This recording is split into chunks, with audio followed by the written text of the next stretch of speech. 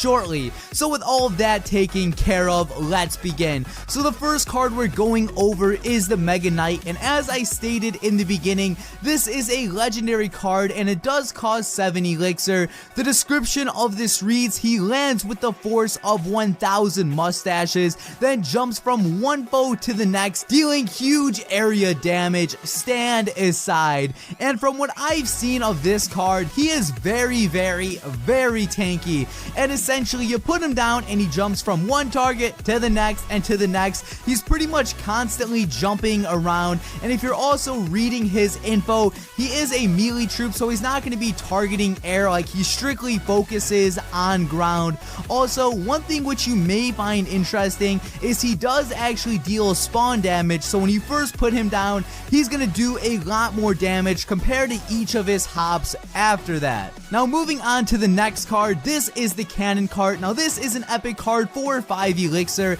and the description reads, a cannon on wheels. Bet they won't see that coming. Once you break its shield, it becomes a cannon not on wheels. And this is actually pretty funny because in a few days ago, I made a video like 5 cards that Clash Royale should add, and I put the cannon card in that countdown, and I'm kind of baffled that this is actually coming to Clash Royale, but overall this card seems pretty awesome. Now next up after that, we have the flying machine, and this is a rare card for 4 elixir. The description reads, the master builder has sent his first contraption to the arena. It's a fast and fun flying machine, but fragile. Now if you're reading his stats, it does target ground and air, and the range on it is pretty good. Now like I said, I did get to test some of these against the trainer, and this card right here is not too fragile despite what the description says. This thing right here is an absolute beast, and for 4 elixir, my god, I'm absolutely terrified.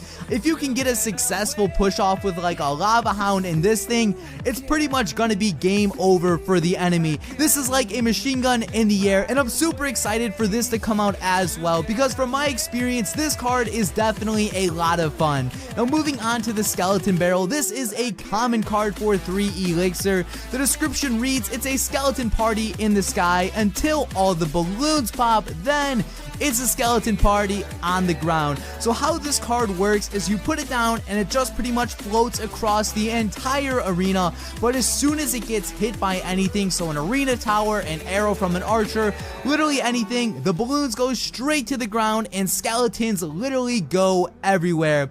Now for 3 elixir, I feel like this is going to be a pretty unique card, considering like an air troop has to target it in order for it to be effective. So this card is definitely going to have its uses, but I do feel like it's going to take a bit of preparation and practice in order